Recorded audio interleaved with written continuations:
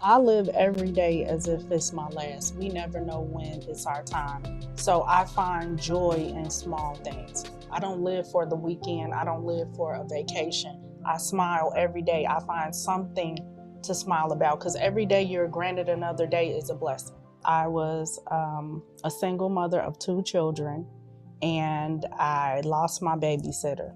I still had to work because if I didn't work, I couldn't pay the bills. So what I did was I went to work for 2 weeks. Every morning I got to work at 5:30 when they opened the doors, and I took my kids in there, and I had a big desk. I put a blanket under the desk. Clients and patients would come in. I would do whatever I had to do, and no one ever knew that they were in there because we played the quiet game. You're always going to run into problems, but it's your attitude towards the problem that helps you.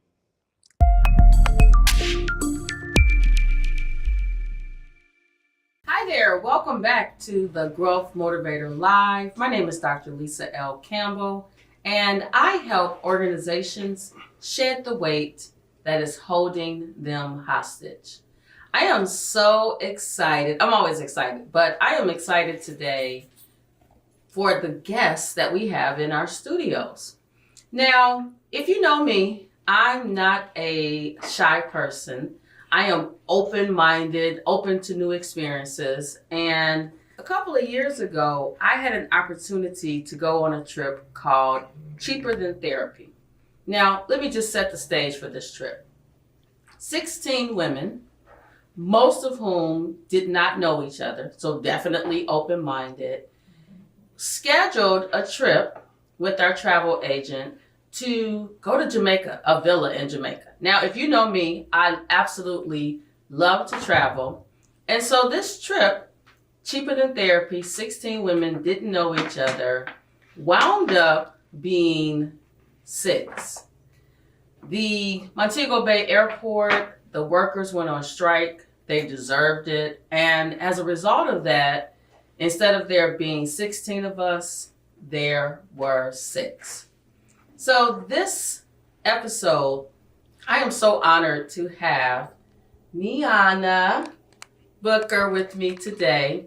And she is such a powerful woman. She's a gentle soul. And she's one of the women that I did not know that I literally stayed in a villa with for several days. Welcome to the show. Thank you. Thank you for having me. So why don't you tell our listening audience, our viewing audience, a little bit about you, your background, anything you want to share before we dig into the questions for today? Okay. Hello, everyone. My name is Miona Booker. I am 48 years old. I am a divorced mother of 4 children and 2 grandchildren.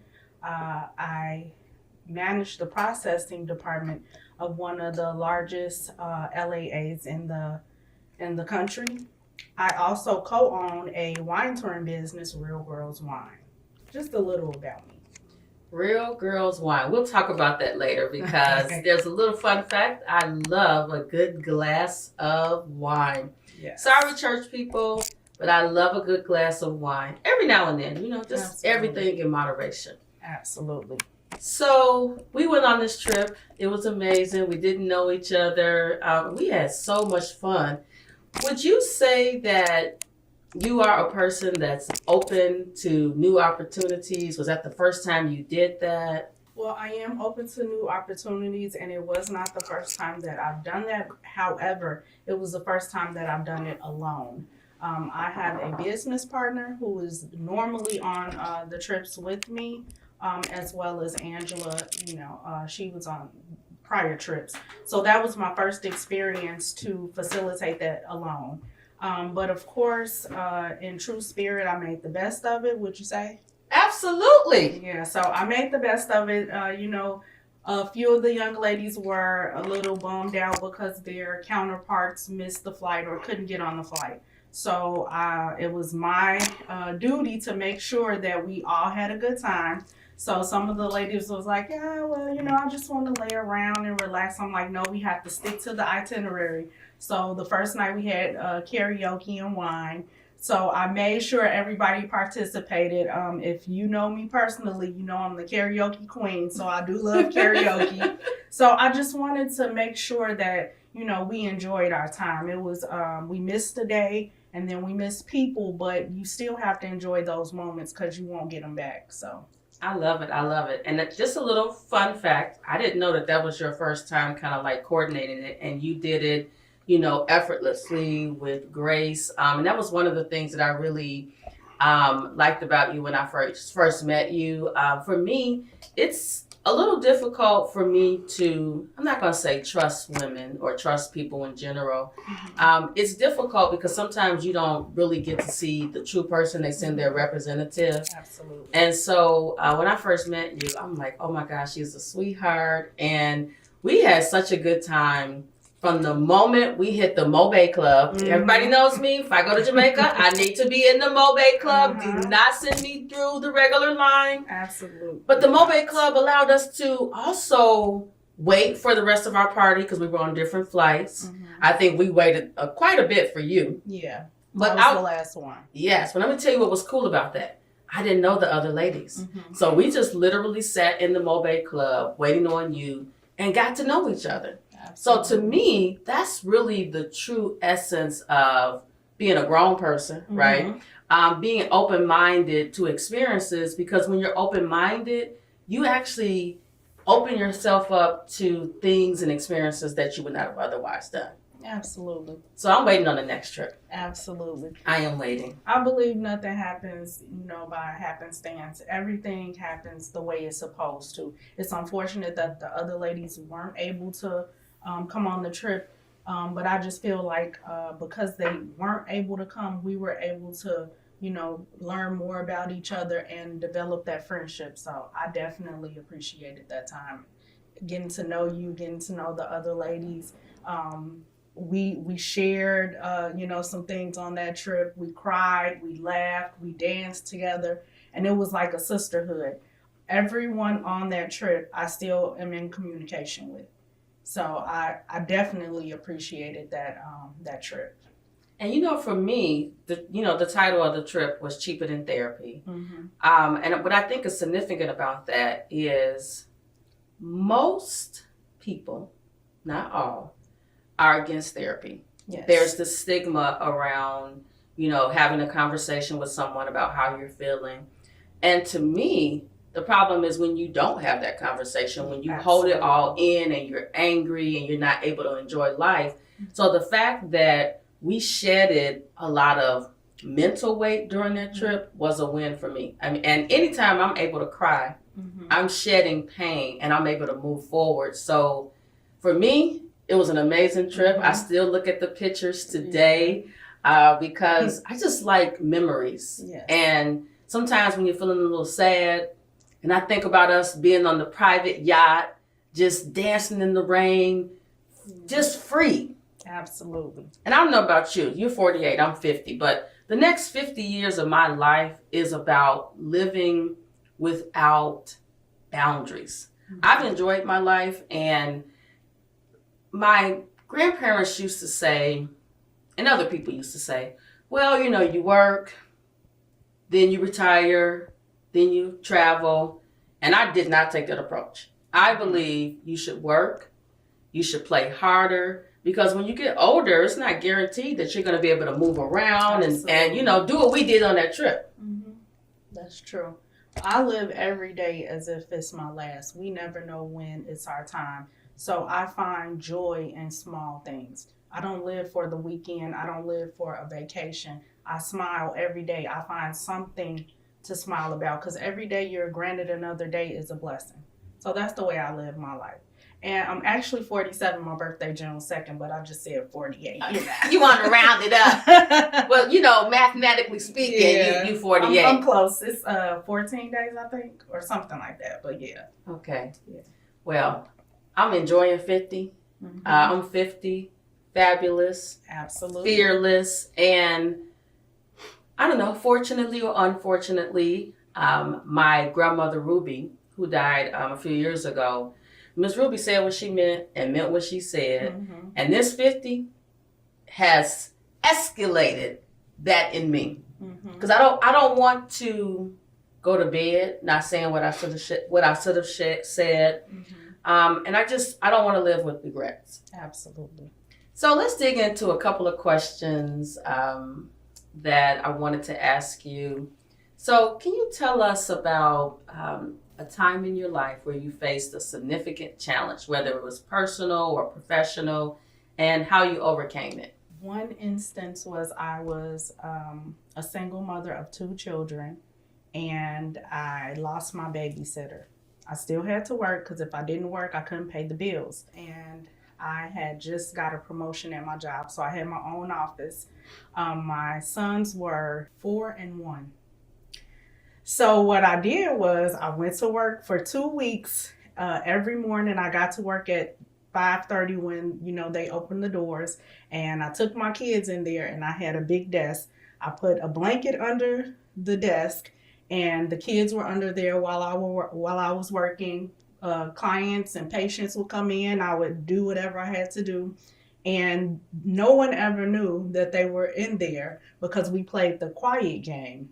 So when someone came in my office, I would tell them that they had to be quiet, and if they were quiet, they would get a treat. But that goes back to my grandfather. My grandparents raised me, and my grandfather always said, either you're going to find a way or you're going to find an excuse.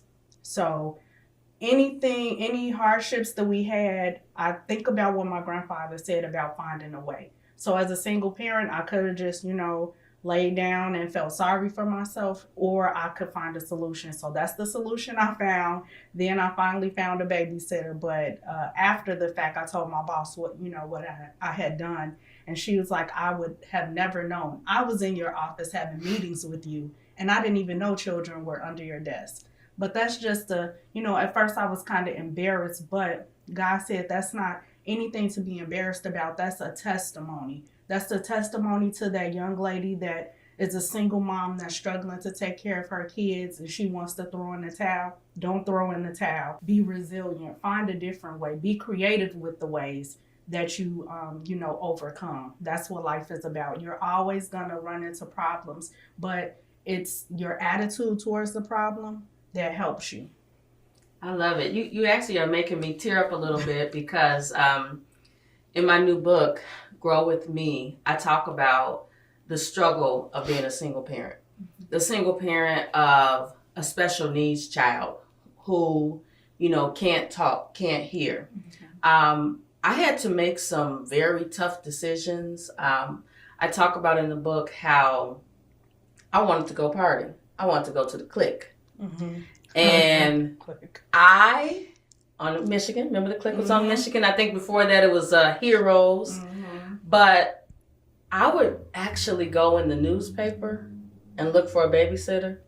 And when I think about that today, I just wonder, what was I thinking? When you have kids, they don't come with a user's manual, right? You just kind of figure it out. My mother always says with the first child, you're figuring it out. The second child, you get your momentum going.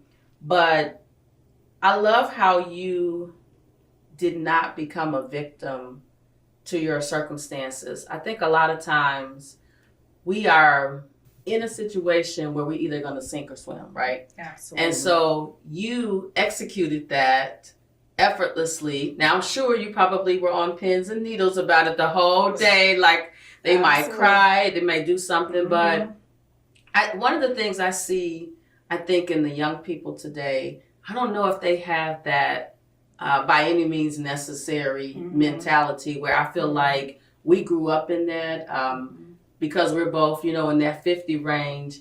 We were born right after a huge civil rights movement. So our parents and our grandparents, they were the vehicle that allows us to live the life that we live today. Even though it's not perfect, it's the life that we're living. And so the strength of our parents and grandparents, I believe, is what's carrying us through. And it's my desire that our children can take that foundation and, live their life. I know our youngest daughter, She's living life without limits. Sometimes I gasp for air at some of the things that she does, but she does them. She makes a decision to do it. She does it, and it works out. And I can't say that I would have done all of the things that she does, but that just speaks to how confident she is in herself. And you exhibited that confidence when you put those babies underneath that desk and said, I need to work because I need to feed these two babies, right? Yeah, I didn't know any other way. I really believe that what you feed a child as far as words, they'll grow up and believe that. Even though I had family members in my ear, like, you won't amount to anything, or you just gonna be a baby mama all your life, that sort of thing. You have to be able to say, I'm more than that. Now, have I always thought like that? Absolutely not. There were times when I took what my family was saying to heart, and I felt like I wasn't worthy of the life that I have now. So I instilled that in my kids. It's not what people call you, it's how you feel about yourself. Even if you're in a bad situation, you should focus on the positive. I know some people say fake it until you make it. I say just visualize it until you make it. Visualize yourself being successful. Visualize yourself being the first person to graduate from college in your family. You have to see yourself in that position before it actually happens. Because if you don't see yourself in that position, it won't happen. You won't do the things that you have to do day to day. That's gonna be hard to get to where you need to be. And that's what I instill in my children. Yes, I was a single mother. Yes, I was struggling with things. I couldn't get them the things that they needed, but what they had is their faith. They had a determined mother that was not going to just fall by the wayside and accept what they were giving me. They approved me for low income housing. They approved me for financial assistance, etc. But I didn't want to stay there. So what I did was, instead of accepting the low income housing, I moved to the suburbs. I had to work 2 jobs while I was in school to make sure that I kept that apartment. It was an apartment and not a house. And my kids used to say, why don't we have the house? Why aren't we driving a Range Rover? Why aren't we doing that? Now they have come back to me because they're all adults. Like, I'm struggling by myself. How did you do it with 4 kids? So now they see the other side of it, why I couldn't have the house at that time, why I couldn't drive the fancy cars, So it's about being secure within yourself. And even if you're not super secure within yourself, just knowing that you deserve better than what you have and being better than you were yesterday. Sometimes we get caught up on, other people, and you're doing yourself a disservice because everybody's journey is different. With me, it took me 7 years to get my degree, and that's because I had kids and I stopped and I started. You have to get out of that mold saying life is one size fit all, because it's not. It's not. It's what's best for you in your situation. So tell us about how you stay motivated when you're facing obstacles. How I stay motivated is I have a strong faith in God. I turn to Him and lean on Him for everything. My morning ritual is to get up every morning, read my word, listen to a gospel song, and pray. Even if I'm on vacation and I can't get a book in the Bible in, I'll read a Bible verse, I'll meditate on that, and that's how I start every day. If I get overwhelmed during the day, then I'll take a breath, I'll listen to a gospel song, or listen to a sermon, and then I'm back at it. I love it. So would you say that your morning routine has contributed to your success? Absolutely. It sets the tone for my day. I believe whatever you feed yourself in the morning will sustain you throughout the day. If you wake up to negativity from the day before, you've already messed up your entire day. And I don't take a lot of things personal. Usually when there's something going on with somebody else and, they lash out at you, 99% of the time it's something that they're going through and nothing to do with you. So I try not to take things personal. That's another thing that I do. I love it. I love it. I love it. I think oftentimes people are angry and they like to put that anger on you. So your morning routine sets the stage for the day so that no matter who comes at you, you cover. Yeah, absolutely. Now, am I positive all day? Am I happy all day? No, I'm human. Sometimes it gets to me, but then I try to catch myself and say, wait a minute, take a breather, take a walk, just get quiet and, kind of center myself and then, focus on whatever else I have to do. I love it, love it, love it. So can you tell us about a person that has been a major influence in your life? A person that's a major influence in my life is my grandfather. He passed away a couple of years ago. However, if you know me personally, I always talked about my grandfather. I was very close with him. And that's because my grandfather overcame obstacles. He was born in Midnight, Mississippi, 1932. He had a third grade education. He moved to Chicago. They lived in Robert Taylor Projects, him and his family. But he worked 3 jobs, 2 full-time jobs and a part-time job to buy a house on the south side of Chicago. So he's my inspiration because he only read at a 3rd grade level. But he didn't let that stop him. He overcame all of those obstacles to be successful, to, push his kids to be successful, his grandkids, and his great-great-grandkids, because my kids had a great relationship with him. So they talk about that daily. Anytime they're going through something, they say, well, granddaddy said this or granddaddy said that. So he had a lot of Mississippi sayings, as I would say, but they were definitely motivational quotes. To this day, anytime I'm going through something, I could hear, his voice pushing me, or just things that he said, I remember when I'm going through something. So he's definitely my motivation, just to come from the South and move up here and to, press through all of those obstacles is just amazing to me. So anytime I'm going through something or I want to give up, then I think about him, how his resilience led him up here and, for him to have the life that he had. I love it. My grandfather today is 102. You saw him at my party. Oh, yeah, I did. I'm still in awe of the fact that my grandfather apparently was just walking around the party with his walker, going from table to table. He did. And I know that he is where I get my strength from. I don't know what grade level my grandfather, read at. I just realized I don't even know a whole lot about his education. I know he went to the Army. He's a World War II vet. But one of the things that I often say, education is not what makes you as a person. It enhances what's already in you. A lot of people see me and they say, you have all of these degrees and all of that. Every degree I have was for a reason. Initially, it was I needed to feed my daughter. So I needed to stop working as a manager at McDonald's and do something that was a longer life, career, because healthcare is going to be here. But everything I did with intention. But I think about how my grandfather, your grandfather, they came from basically nothing and made something out of their life. And they did whatever they needed to do to get the job done. Absolutely.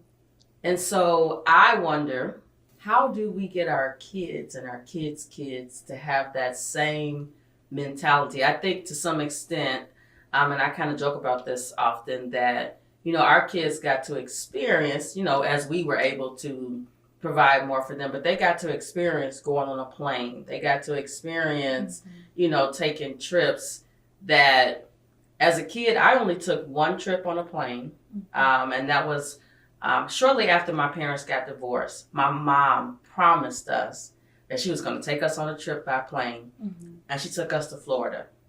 And one of the things that was really memorable about that trip, number one, I realized I like the plane. I love getting on the plane.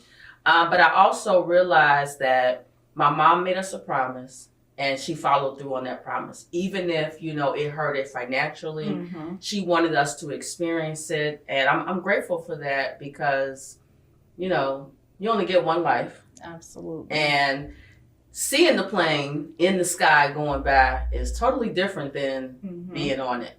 Absolutely. So I just feel like with each generation we get better. Our kids don't have to suffer the way that we had to. However, they still have to be humble. So with my children, I feel like because I was a single parent, I went over and above and beyond for them to try to make up for that other parent.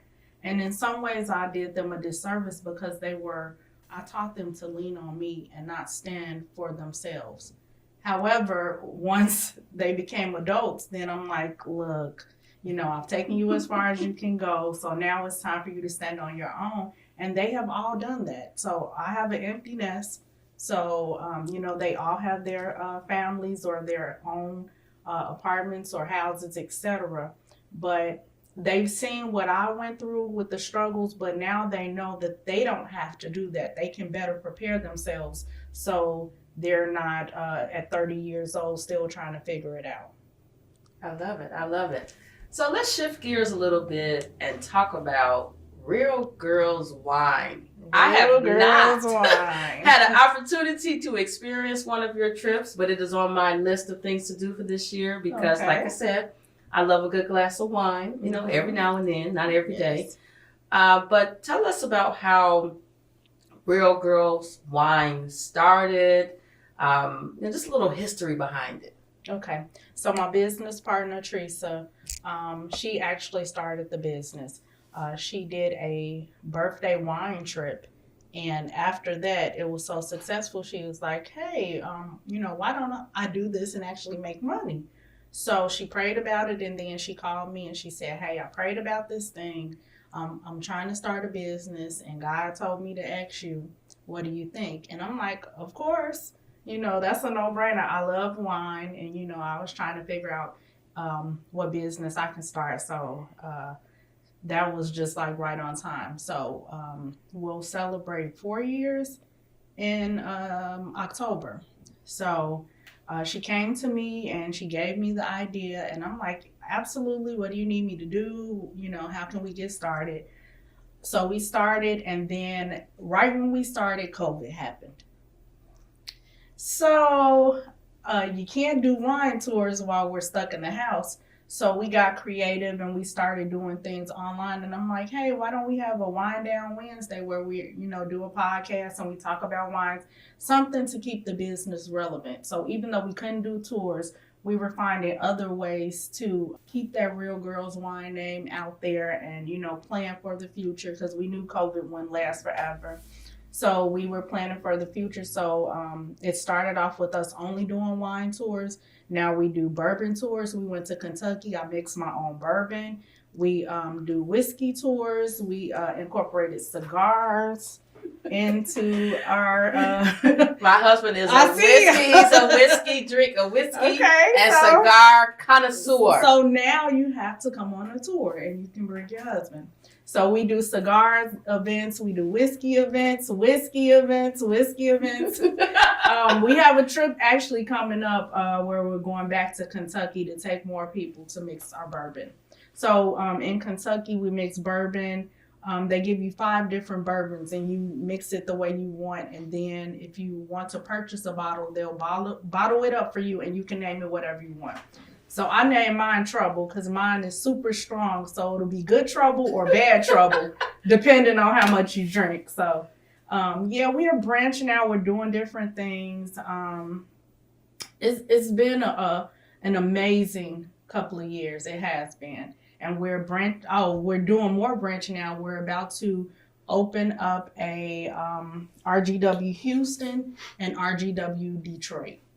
I love it. Yeah. I love it. You know what? I think that when you are a part of something that's helping others, that's bigger than you, it gives you so much satisfaction. When I started the Growth Motivator, I started it as a result of being in a mastermind community.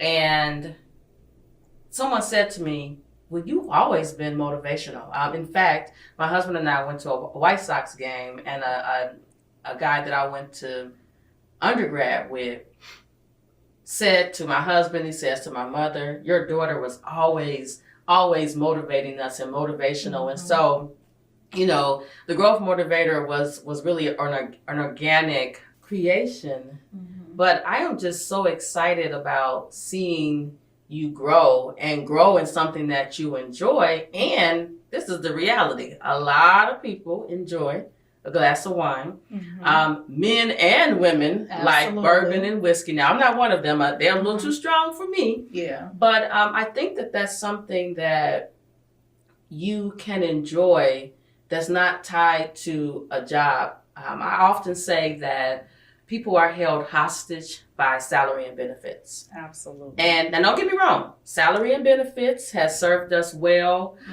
in terms of, providing for our families. Mm-hmm. But you tell me, when you are in your Real Girls Wine space, does it feel like you're working?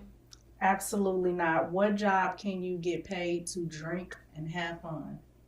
And meet a lot of other individuals. Absolutely. That, everybody needs a community, right? Mm-hmm. And so you're building this community as you're going from state to state, city to city. And, Chicago has a lot to offer, but so does other areas in the U.S. And so it's great that you're branching out and experiencing. And now that, this is recorded, so Paul and I must go on a whiskey, bourbon, cigar adventure because he is not going to forget. Okay, well, I'll make sure I remind you guys because we still have some seats on our Kentucky whiskey and bourbon tour. So I'll get you guys that information. Nice. So can you talk about a time when you had to step out of your comfort zone and how it led to personal or professional growth? Absolutely. So with my 9 to 5, again, I managed the processing unit for one of the largest LAAs in the country. So I had to go down to Springfield and rub elbows with the deputy director and all of that.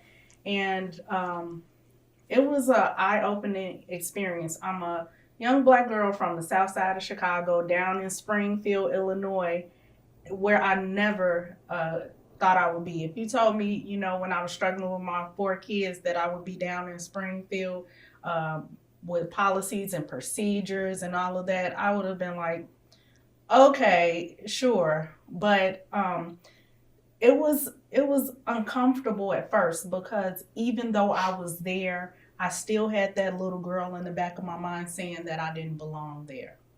But one of my counterparts, I was down there and I was talking to the deputy director and I was about to walk away and I'm like, yeah, I'm on the PIP steering committee meeting with you guys. And one of the speakers came over and he's like, hi, Miona. He's like, I'm on the call with you. And I'm just looking like, he knows my name. So yeah, that had to get me out of my comfort zone because monthly I have meetings with the state, with other LAAs, with the directors and the C-level staff where I work. So that got me out of my comfort zone because I used to kind of keep my head down. I talked to everybody knew of me, but I kind of, went through life like I didn't want to ruffle feathers and I didn't want to kind of walk into my own. I wanted to stay,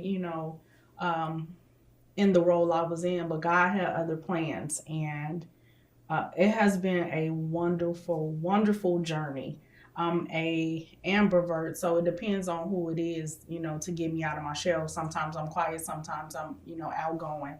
But the position that I have now has forced me to come out of my shell and, be more vocal and be around people and interact with people I never thought that I would. All I see is just growth, and more growth. Yes. I think one of the reasons why you have been able to grow is that even when you felt like you didn't deserve to be there, you allowed it to just happen. Mm-hmm. You allowed yourself to experience it. Mm-hmm. You realized that, hey, I had those kids underneath that desk. If I went through that, certainly I can do this. Absolutely. I think sometimes we miss out on opportunities that are designed for us. And you probably don't even know, but your name is spoken in rooms that you're not even in. Because even though I spent 4 days with you, I got to figure out how to pronounce your name. Do I start here, start there to get the whole name out? And so the fact that he walked up to you and said your name, that speaks volumes about the impact that you're having on others. Absolutely. When I got the email to be on your show, I read it like 5 times. I'm like, me? She wants me on her show? So, yeah, I know this life is already written and I'm just living it. I have talked myself out of some things, but I'm like, I deserve that good life just like everybody else does. So why not take opportunities? I believe that God has, whispered my name in rooms that I'm not in. So I would do myself as well as him a disservice if I don't step into those rooms. Well, guess what? My last chapter of my book is called Faith Over Fear. And it's so significant because as an entrepreneur, I have allowed myself to be held hostage by salary and benefits and trying to juggle my business with the full-time job. And faith over fear is really something that my accountant, Crystal, spoke into my life. She's like, you the talent, boo.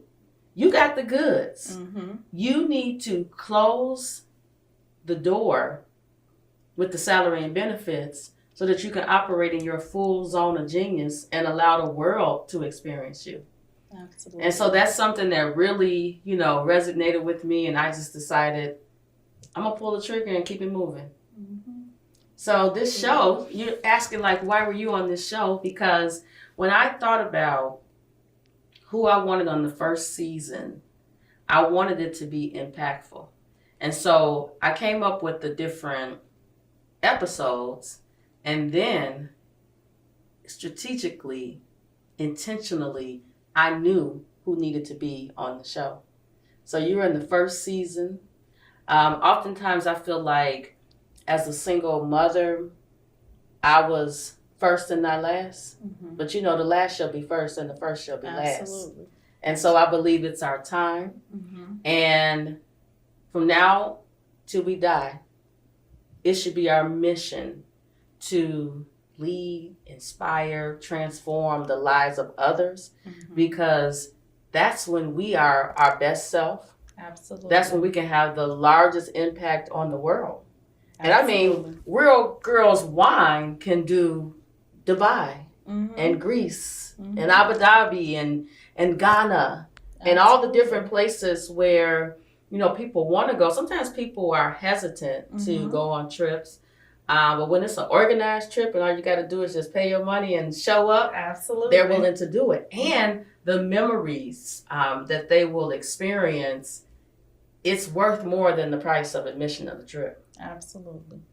So in closing, are there any words of wisdom that you want to share with our listening, viewing audience about your journey, where you're going? Also, you must tell everybody how to reach Real Girls Wine, because they probably have been Googling it, but they need to know how to get in contact with you. Don't give our 2 seats away on the whiskey, bourbon, cigar. I don't do cigars, but I can sit there and look at everybody else while I drink my wine. Absolutely. But tell us, again, a little bit about next steps for you, how people can find you, because we want Real Girls Wine to blow up. I received that. So first of all, with Real Girls Wine, you can check us out on our website, www.realgirlswine.com. We are also on Facebook, Real Girls Wine. We are on Instagram, TikTok, all social media platforms. My name is Miona Booker, of course, so that's my Facebook name. That's my Instagram title. And Teresa Evans Owens is my counterpart, and she's on Facebook, Instagram, TikTok, all of those things too. So realgirlswine.com is our website. You can go on there. We have all our upcoming trips. We have drink recipes. We support other Black businesses. We just went to Indianapolis to support the only Black-owned winery in Indianapolis, Sip and Share. We also went down to another place in Indiana, I can't even remember, but it was a Black-owned winery. So we travel. We support, all type of businesses, not just Black-owned, but we definitely support other people. So it's not just about us. Last year, we gave a anniversary party that was free. So we invited everyone that has supported us, people that didn't support us. We had a free event where you came in, you drank wine. We had food catered. We had a nice time. So check us out for Real Girls Wine. Now, as far as me, what I would like to leave with is don't compare your journey to anybody else. Don't be so hard on yourself because you didn't get that degree in 4 years or you didn't get that degree in your 20s. It's still time. Anytime God wakes you up, every day that he wakes you up, that's another chance to do what you need to do. Stop focusing on other people. Your journey is your own. It's no one else's. It might take a little more time for you to get the things that you need, but don't be hard on yourself.